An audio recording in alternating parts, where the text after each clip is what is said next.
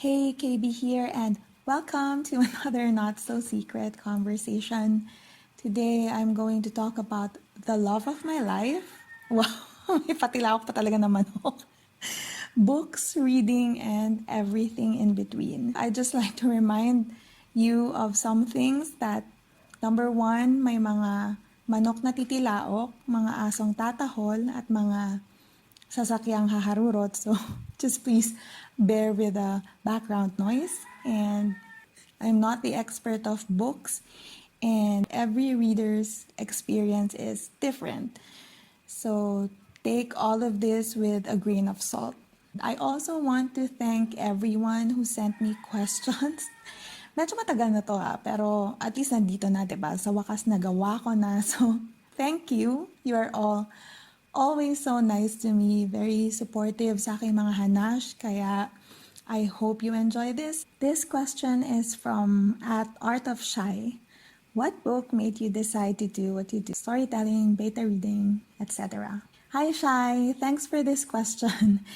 It's a little bit difficult to say which book exactly. I would say it's cumulative of all of my experiences because I've been reading and writing ever since, and so as I've always said in many conversations before, that because I was introduced to books and reading at a very young age, thank you parents, I felt it was only natural for me to become this person that loved exploring, creating, and celebrating stories and, in any form. So I think that seed has always been with me, and so I was fortunate enough to have been able to water and take care of it, and now it has grown into a tree. I'm a tree, and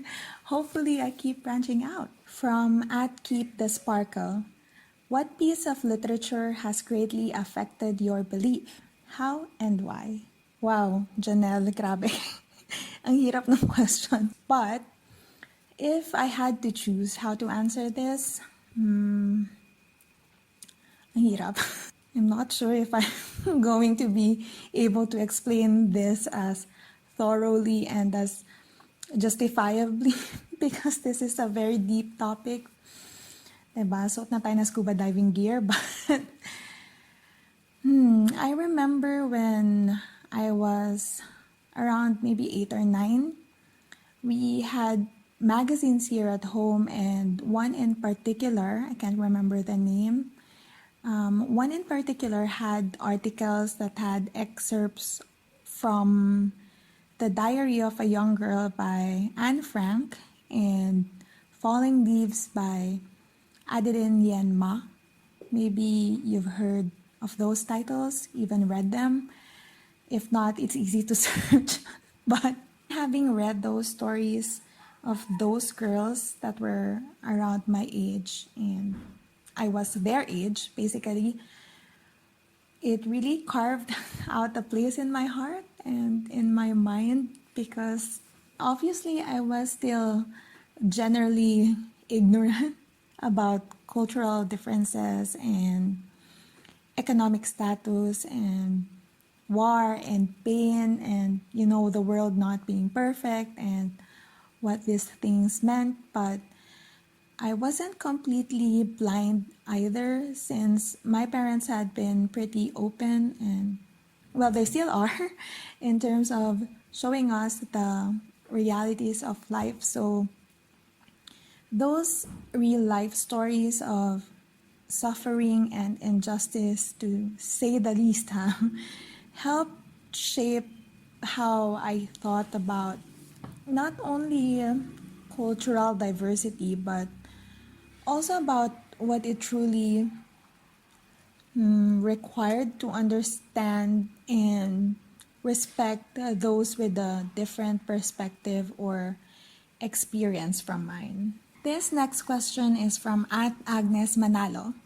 If you were to write a fantasy book series, what sort of world would it be set in? Challenging at ang fun ng question na to, Agnes.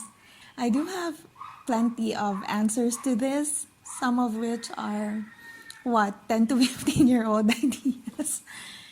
Luckily, though, I have an easy and quick answer because I recently wrote a fantasy story for a creative writing workshop. Shout out to our mentor, Catherine Dellosa. Yay! And my story was set in a sort of whimsical cafe where the main characters were baking tools and ingredients at war against each other. Obviously inspired by one of the phases of the quarantine, like your plantita life. Anyway, so I guess I'll pick that one for now. From at arlipagaduan, what book would you recommend to someone who wants to know you better? Arlie, I think my journals. I mean, that's a sure way to get to know anybody, diba? Open up their diaries. Joke lang, do not even dare get close to anybody's journal without consent or permission. Just to be clear, okay? So, to answer your question more seriously, Arlie, I think I would recommend this young adult book titled Evolution, Me, and Other Freaks of Nature by a female author named Brande. I wish she was a POC creator, but anyway, I will be sharing the links to all the books I will mention in this video so you and anybody else interested can find out more about them. So I would recommend that to not only those who want to get to know me, well, people want to get to know me, but also for those looking for a pretty solid story about someone who's trying to balance their journey of faith and their passion for facts. And in that case, it's a 16-year-old girl who's the protagonist, so it was really relatable at the time that I read it. And it's not really a religion versus science story, but more of a religion and science coming together. This next question is from @romyisagirl. When did you first think about creating Bookbed? Hi Roanne, thank you for asking about Bookbed here. And I would say it was around 2009. I started imagining it because I needed more money to support my bisyo of buying books since my salary back then wasn't really accommodating of my wants, and to be frank, wasn't even enough to pay for my bills and groceries. So I set up my very first online shop on sulit.com.ph. If anybody still remembers that, it is carousel.com.ph today, I think.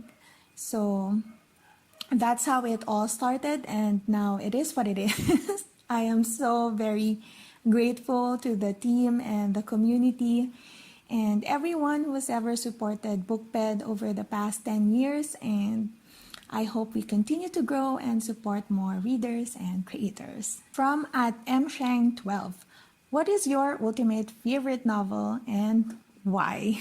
How dare you, Mary? You are a reader and you know that we don't have favorites. But maybe one of my ultimates, my bias if you will, would be the first chapter book series I ever owned and loved, which is None Surprise, The Babysitter's Club by Anne M. Martin. And that's from where I learned about divorce, diabetes, sign language, autism, adoption, and so many more. And what else? I'm thinking of another one. I know it's cheating, but I do love children's books, and another one of my ultimate favorites is this Filipino book called Mga Kwentong Kagiliw-Giliw by Benedict Rosario, and it is a book from my childhood, and I hope more Filipino children get access to stories like this. Another question from @msheng12. What do you think is your fondest reading memory that led you to pursuing Bookbed? Another Bookbed question, thank you. Not to be feeling sobrang dami ko nang nabasa at wala na akong maalala, but again, I feel like every reading memory has led me to Bookbed and everything bookish that I do today. But yeah, I do have very vivid ones like reading Nancy Drew habang nagbabantay ng tindahan namin nung bata pa ako, buying my first books with my own money, receiving my first letter from an author I so admired, learning about local book communities and meeting people, sharing the same advocacy, things like those. This next question is from Eric Decnov. Best advice for readers kanang sa mga gusto nga mo level up o difficulty ang ilang ginabasa. Hala ka, ang best advice jud bayaani kay pugsa jud na imo ang self nga mag-level up, magpili jud kag next level nga libro niya. Ayaw og undang hantod di nimo mahuman. Mao jud nang best.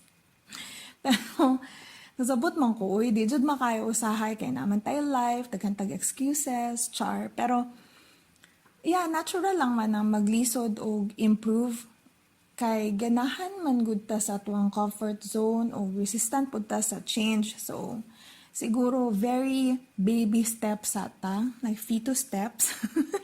Mangita jud kag something within gihapon sa imong scope of interest. So, kung tahay ganahan kag poetry, kung tayo lang ha, mag-try dayon kag basa og short story anthologies o kaya kung ganahan kag fantasy pero murag di good kayo pa kaapas sa perti kakuti nga world building, then siguro dito sa ta sa light fantasy. So pwede ka mag-adjust accordingly sa length ba o kaya sa type of content. Makatabang jud pud good nang nagod kay kauban or kanang murag reading body, you know, aside sa time and space na imong i-dedicate for it, kay mas lingaw jud na nakay ka-discuss at the same time mag-grow and mag-vary po di imong reading list kay tungod na input gikan sa naing readers. And kato ako ang advice. Hope makataba. From Bea Abstro. Do you ever keep books because the covers are pretty? Some things have changed in the way I collect or keep books, and not just because of economics. So my current library is, I would say, inclusive, if you know what I mean. So, yeah. Bea has another question here. She asks if I have any fave biographies. My top of head answer would be I Am Malala by Christina Lamb and Malala Yousafzai herself. If you know about this book and you know me, then you know why. But to those who don't, please do give it a try. It's really worth checking out. This next question is from Mavic, and she asks tips on how to start and, more importantly, sustain book journaling. I don't feel any pressure right now. Yikes, Mavic, are you calling me out? I haven't been as religious as I planned to be in terms of book journaling, but in my limited experience, goal setting is of much importance, and you also have to track your progress, and there are apps for this and even people for this. Hello, reading buddies. So that's how we start, I guess. And when it comes to sustaining, where we all struggle, you just have to make sure that even though there's probably no one who's gonna check up on you, you know that you are making yourself proud, o diba? For accomplishing something that you set out to do. And I think that's the purest, most honest tip I can give. And because we're on the same path to minimalism, I think about the stuff I still have, and so to apply that in this context, I make sure I maximize my art supplies. Kaya, tada! Minsan nadami kong journal hanash. So, there you go. From James Benedict or JB, how do you get out of a reading slump? You don't. You bury yourself in it, you roll in the grave, and then you wait for the second coming. But for me, I get out of a reading slump by choosing an old favorite or something short and sweet. And lagi ko rin tong advice, and na-mention ko na to ng paulit-ulit. Get a reading buddy or track your reading goals para may accountability. The next question is from Antonette Rita Marie. She says, please send me titles of igat-igat books and send me titles of what to read to be a better human. Antonette is my longtime igat friend. Net, I already sent you quite a comprehensive list, but for those who also want some soon and steam, please allow me to recommend at least one, and that's romance class books. That's not one, that's a lot, but these are indie published Filipino romance novels in English by Filipino authors, and I'm recommending this so that we are encouraged to read our own stories and support our fellow Filipino creators. I will leave a link to their website below, so please go check it and buy the books, then return to me and we can gush together. As for becoming a better human being, I think reading any good book contributes to a reader becoming a better human, diba? That makes sense, right? I would recommend books that are more along the lines of appreciating small and absurd things in life, or biographies that highlight purpose, because I think that's what makes us truly human, having a purpose. So if you have a better purpose, I think it will help you become a better human. So I will leave links to book recommendations in the info box. Otherwise, this is just going to be a day-long ramble. This is from another longtime friend, Krystle. She asks, do you literally judge a book by its cover?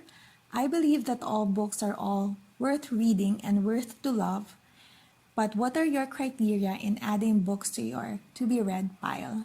I used to, as I said to Bea earlier, but because I've grown up a little bit now, vertically and horizontally, I am more intentional and practical. One thing that I make sure of is that I read more works by Filipino and other POC creators. My friend Ariane asks, Girl, advice for readers to get really in full concentration mode to read a book. Also advice para mabilis mag-finish ng book amidst other tasks for work from home or household chores. May kachar, iba-iba pa. But it would really help if you set up a regular time and create the mood and then just read. And you don't have to finish the book right away because that's where some of the pressure usually comes from. Kaya parang rushed yung pagbabasa at parang walang na-absorb or na-digest. So just take your time and make it an everyday habit if you can, and you'll start noticing that your reading experience is improving. And this last question is from Amy, and it goes, with today's online learning situation, if you can't get your hands on your kid's storybook, will getting photos of the pages and reading aloud from those pictures on screen have the same effect as reading aloud from an actual book? Wow, this is an awesome question. Also a question that probably deserves its own discussion, and a question that I don't know if I'm qualified to answer, but I'll try my best. And on my end, I believe the children are our future. I'm kidding, no. I mean, they are, but okay. It's more seriously now. I think it depends on what the goal or objective of the experience is and what effect you want to get from it. For example, if we are talking about a young child and of an interactive kind of book, then photos can't really deliver or give justice. So for that, it wouldn't have the same effect. But in terms of recreational reading, form isn't that much of a big deal anymore, especially with time and technology changing things. And I also think reading anchors more on connection. So if you as a parent and your child are interacting and enjoying the story, regardless of the kind of material used, then that's a valid experience. And if the child connects with the story and manifests that through reaction or application, then all the more valid, diba? But that's only my personal experience talking, and I hope that you find a more credible and research-based answer. So we are at the end. I really enjoyed this and hope you did too.